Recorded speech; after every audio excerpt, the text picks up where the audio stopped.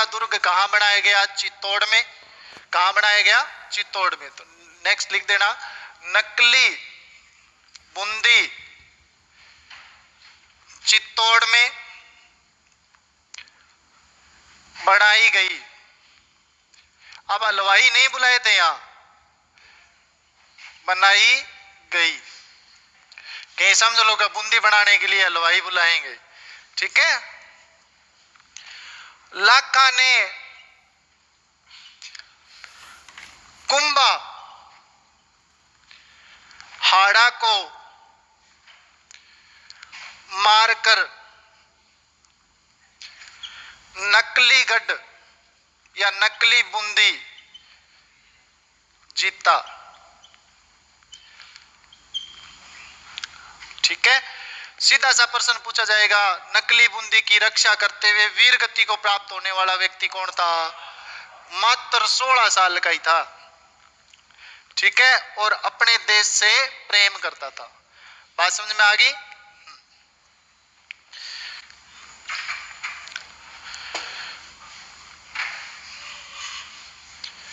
अब देखो, अब नकली बूंदी जीत लिया लाखा ने।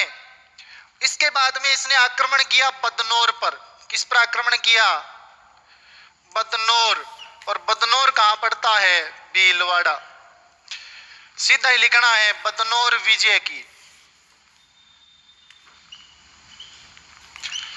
बदनौर विजय की किसने?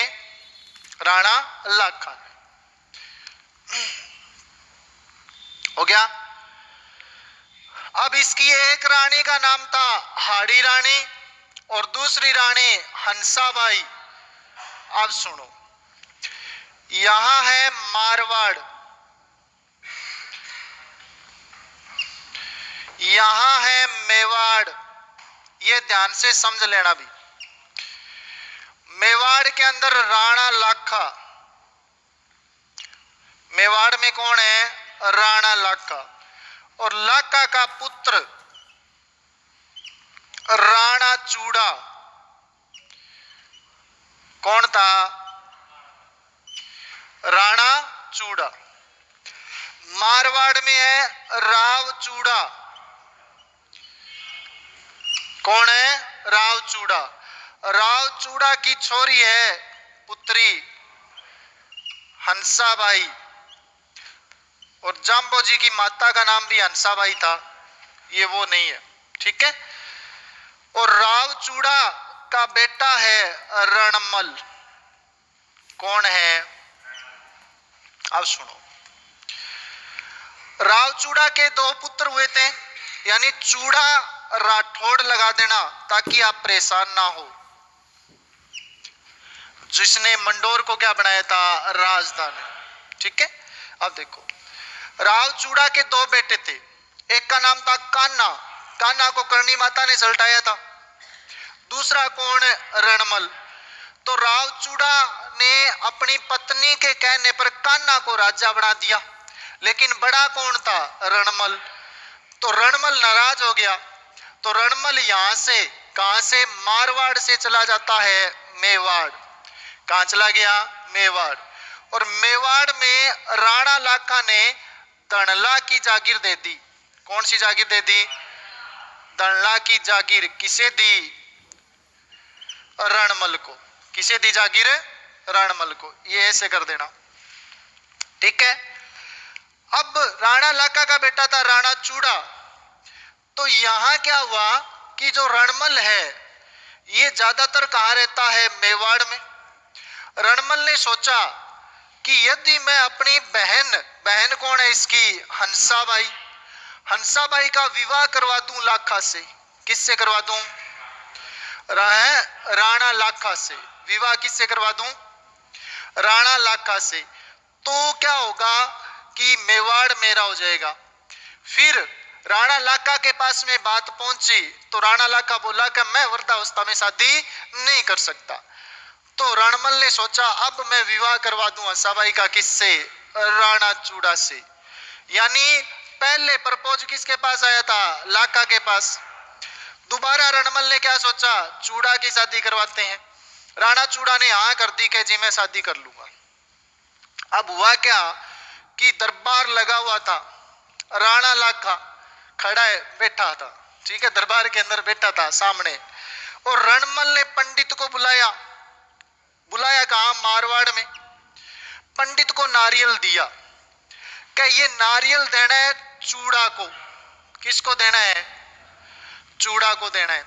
अब चूड़ा दरबार में उपस्थित नहीं था और दरबार में बैठा था राणा लाखा। पंडित जी बेचारे भोले बाले से थे, अपने दीनदयाल जी है ना, बिल्कुल भोला बाला है पंडित। अब इसने कुछ सोचा नहीं, इसने क्या किया कि वहां गया और जाते ही वहां राणा लाखा ने यानी मजाक के तौर पर कह दिया कि जी नारियल तो अब जवानों के लिए ही आएगा, बुड्ढों के लिए कौन सा नारियल आता है। तो पंडित जी बोले वाले इतनी सी बात, आप क्यों नाराज होते हो, ये पकड़ो नारियल। यानी नारियल किसको दे दिया? लाखा को। किसको दे दिया? अब जैसे ही लाखा को नारियल दिया तो लाखा के तो पसीने छूट गए, लाखा वृद्धावस्था में था। इधर से लाखा बोला अरे ये क्या कर दिया, नारियल देना किसको था? चूड़ा को, मेरे बेटे को देना था, लेकिन नारियल तो तूने मुझे दे दिया। रणमल बोला कोई बात नहीं, दे दिया सो दे दिया। मैं मेरी बहन की शादी आपसे कर देता हूं, पर एक शर्त है, मेरी बहन का बेटा ही क्या बनेगा? राजा बनना चाहिए मेवाड़ का। कहां का राजा बनना चाहिए? यानी रणमल चाहता था मेरा भांजा आएगा तो मेरा ज्यादा प्रभुत्व होगा, कहां? मेवाड़ में। अब राणा लाखा ने हंसाबाई को देखा और देखते ही राणा लाखा लट्टू हो गए। राणा लाखा पहुंचे चूड़ा के पास कि बेटा तू शादी मत करना, मैं शादी कर लेता हूं। अब राणा चूड़ा, इसकी वैसे शादी हो चुकी थी चूड़ा की, एक शादी और, ठीक है, ध्यान रखना। कुंवारा नहीं था, कहीं मन में ये सोच लो कुंवारा था। इसे विषम क्यों कहा जाता मैं बताऊंगा। अब राणा चूड़ा है, राणा चूड़ा के पास गए लाखा के जी हंसाबाई से तो मैं विवाह करना चाहता हूं। राणा चूड़ा बोला कि चलो ठीक है पिताजी, आपके लिए इतना तो कर ही सकता हूं मैं, कोई बात नहीं। तो राणा चूड़ा ने कहा, यानी लाखा ने कहा कि बेटा एक समस्या ये है कि हंसाबाई का बेटा ही राजा बनेगा, तभी मेरी शादी हंसाबाई से हो सकती है। राणा चूड़ा बोला कि पिताजी मैं राजपाट के हाथ नहीं लगाऊंगा और मैं विषम प्रतिज्ञा करता हूं कि मैं मेवाड़ का उत्तराधिकार कभी ग्रहण नहीं करूंगा। ये प्रतिज्ञा कर ली किसने? राणा चूड़ा ने। अब हंसाबाई का विवाह किससे हो गया? लाखा से। विवाह किससे हो गया? बात समझ में आई कि नहीं आई? आगे कौन कहता है बुढ़े इश्क नहीं करते? इश्क तो करते हैं पर उन पर कोई शक नहीं करते। बात समझ में आ गई? अब राणा लाखा का विवाह हो गया हंसाबाई से और इनका नतीजा आया मोक्कल। रिजल्ट क्या आएगा? मोक्कल। मोक्कल किनका बेटा है? हंसाबाई और राणा, यानी इसका क्या हो गया? सौतेला भाई। बात समझ में आ गई? अब यहां क्या हुआ कि जो हंसाबाई है ना, वो राणा चूड़ा को शक की दृष्टि से देखती थी। भी रिश्ता तो इसका आया था, हो गया लाखा के साथ, ठीक है, तो वो हमेशा शक करती थी राणा चूड़ा पर। तो जैसे ही राणा चूड़ा को पता लगा, तो ये स्वाभिमानी आदमी है राणा चूड़ा, ये मेवाड़ छोड़कर मालवा में चला गया। कहां चला गया? मालवा। और मालवा में होसंग शाह के पास, किसके पास चला गया? होसंग शाह के पास। ये कहानी समझ में आई कि नहीं आई? ये नहीं आएगी तो कोई नहीं आएगी, ठीक है। हाँ,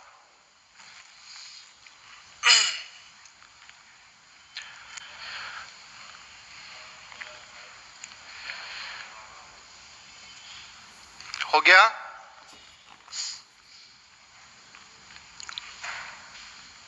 मिटो दो। यानी राणा लाखा ने सर्वप्रथम राजा बनते ही किस पर आक्रमण किया? बूंदी पर। बूंदी का कौन था? हमीर सिंह आड़ा। हमीर सिंह आड़ा से क्या हो गया था? हार गया था। फिर बाद में कौन सा दुर्ग बनाया जाता है? नकली बूंदी। नकली बूंदी पर विजय किसने की? राणा लाखा ने। विजय किसने की? और नकली बूंदी की रक्षा करते हुए वीरगति को प्राप्त कौन हुआ?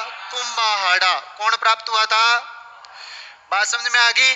फिर राणा लाका की शादी किससे होगी? हंसाबाई। शर्त क्या थी? हंसाबाई का बेटा ही राजा बनेगा। राणा चूड़ा ने क्या कर ली? विषम प्रतिज्ञा कि मेवाड़ का उत्तराधिकारी कभी नहीं बनूंगा। अपने पिता के लिए किया था इसने। बात समझ में आ गई। आज कोई नहीं कर सकता, ये वर्तमान में कर सकता है क्या? कोई नहीं कर सकता। ये उस समय की बात थी। अब देखो, अब राणा चूड़ा ने विषम प्रतिज्ञा की ना, तो राणा लाका बहुत ज्यादा खुश हो गया। राणा लाका ने घोषणा करवा दी कि आज के बाद मेवाड़ में जितने भी सन्नद यानी जितने भी राजपत्रित या राजपत्र जारी किए जाएंगे, उन पर राणा चूड़ा के भाले का निशान और राणा चूड़ा के हस्ताक्षर होंगे जब तक मेवाड़ रहेगा। बात समझ में आई कि नहीं? ये घोषणा किसने की थी?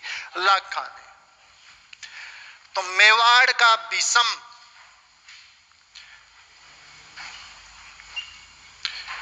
विषम कौन है?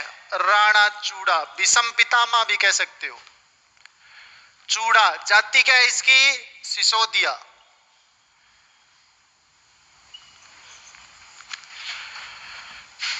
राणा लाका ने मेवाड़ की सनदों पर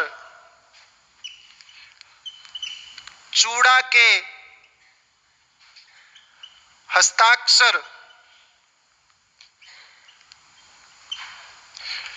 तथा उनके भाले का निशान अंकित करवाया। अंकित करवाया। मेवाड़ की सनद ये ले। अब ठीक है,